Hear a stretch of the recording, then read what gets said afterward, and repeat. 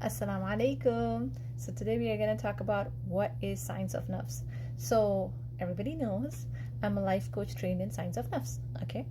So what does it mean? Let me first start off with this misunderstanding that some people have that it's something new or it's something trendy or something like that. No, it's very, very old. It's actually very classical if you want. Because before the Western psychology came, our Muslim scholars did the actual foundation of these concepts, these thoughts about overall human health, mental health.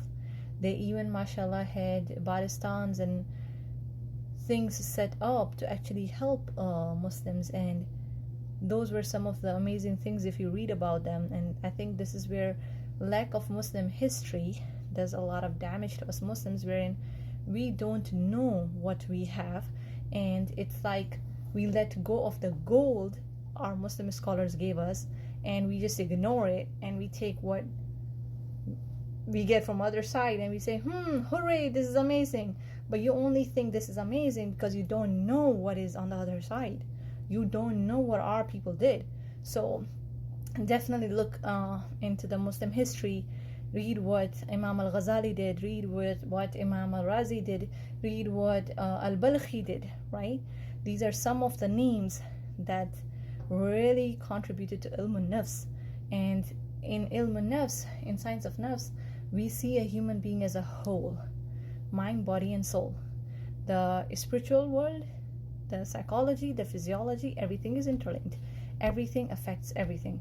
That's why sometimes, if you notice, I do have classes about overcoming emotional eating and stuff like that, because what we put in our body also affects our overall health.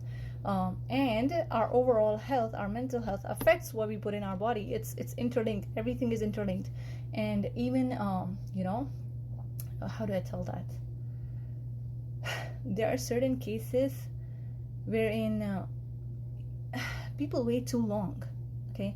And the difference between the Islam's idea of healing versus the Western idea is that we don't believe in going and getting medication when we need it. No, we actually believe in living a lifestyle that doesn't require you to take medication, illa mashallah, right?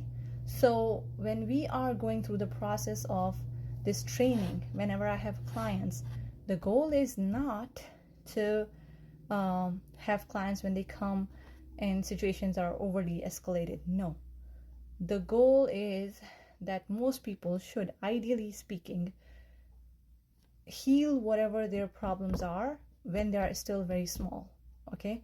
And subhanallah, I was reading something recently about minor sins and major sins, and as I was reading that, I was dissecting them as a coach, and I realized how many times, subhanallah, we get stuck in certain other things which are not sin by themselves, but they can lead to these sins, spying on people, ghiba and stuff like that. So I was just like, the importance of actually sitting and fixing what needs to be fixed.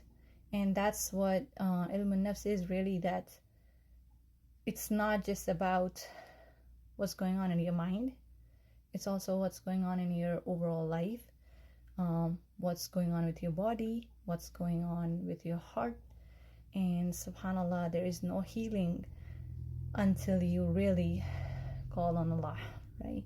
So subhanallah, I just wanted to take a minute and talk about Ilm Un Nafs, science of nafs, and I really encourage everybody to look into Muslim history. Let's not ignore the great work our Muslim scholars have done, and may Allah allow this ummah to take from what they did and help us all.